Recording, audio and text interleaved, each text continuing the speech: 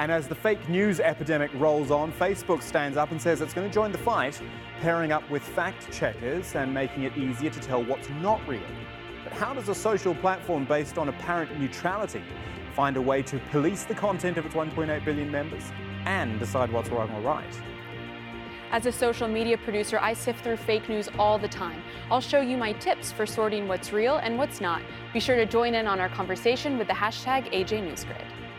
Well, this is what you do, right? You've got to sift through all this stuff. Right, and I say, why wait for Facebook when you can do it yourself? It's something I do all the time. It's really easy. So if you have a picture that you want to know if it's real or fake, you can just right-click it and do a Google background search on it to see where it actually came from. That's very easy. Another one is to go on tineye.com. That's TINEYE.com, and you can go on that website, upload your picture that if you don't know where it came from, if it was on some Facebook feed or your own social media site, sort by the oldest, and you can find the original image, the country, and the time and date that it was taken. Very, very interesting. This is a picture that came up saying that it's out of Syria, but when you do a reverse image search on it, this kid is actually a part of an art project in Saudi Arabia. The kid is fine. The social media reports said that he was between his parents' graves, but it was just an art project. Definitely not true. But I wanted to test you at home and see if you can figure out this one for you. I put a quiz up for you on my Twitter handle here, a fake news quiz. I want you to try and figure out where this picture was taken. So follow me on Twitter or go to my Twitter handle at Leah Harding AJE. Hint, you should use TinEye, that graphic that I told you about earlier. Be sure to take the quiz and let me know what you think. Come on. Interesting stuff. Thank you. Leah Harding there, at Leah Harding AJE. Thank you, Andrew. I'm going to bring in Leah Harding to expand on this a bit more.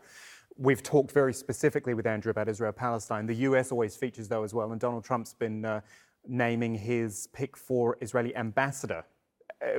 Talk us through this one, because it looks like it's interesting, as Trump always is. It's very interesting, and the nominee, his name is David Friedman. Here's a picture of him for you.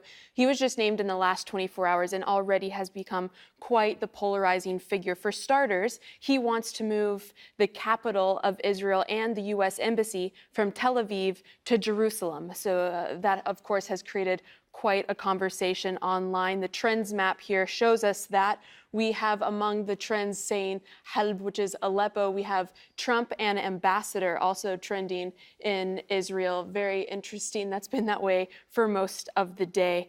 In Haaretz, the first daily newspaper in Israel, have also gone out and said that they're calling him an extreme right-winger. So very, very interesting narrative coming out of an Israeli newspaper calling someone an American, in this case, who Donald Trump has appointed or is nominated for the U.S. ambassadorship to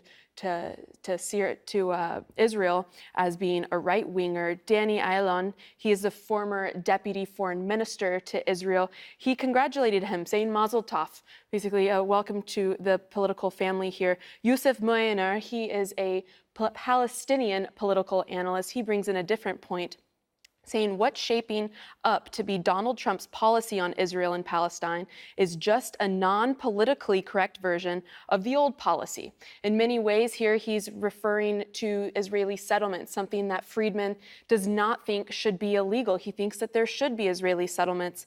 And if you look here, this is on our website, I found, if you look at the history of U.S. presidents, and from Bill Clinton, George W. Bush to Barack Obama, and the number of those who live in the West Bank, in settlements as well, it has been on the incline steadily. So 400,000 now live in the West Bank. With George W. Bush, the International Court declared East Jerusalem settlements illegal, yet they continued to expand. Very, very interesting here. And of course, you may have heard about it. Al Jazeera did a push earlier called the Palestine Remix, talking about the land and who controls what, and following that narrative here, I have this really interesting graphic up for you, but you can check it out for yourself. It's on aljazeera.com. This conversation is ongoing on our Twitter handle at AJ English, and when you engage with us, we'll be there to chat with you. I'm at Leah Harding AJE. Just be sure to use the hashtag AJNewsGrid.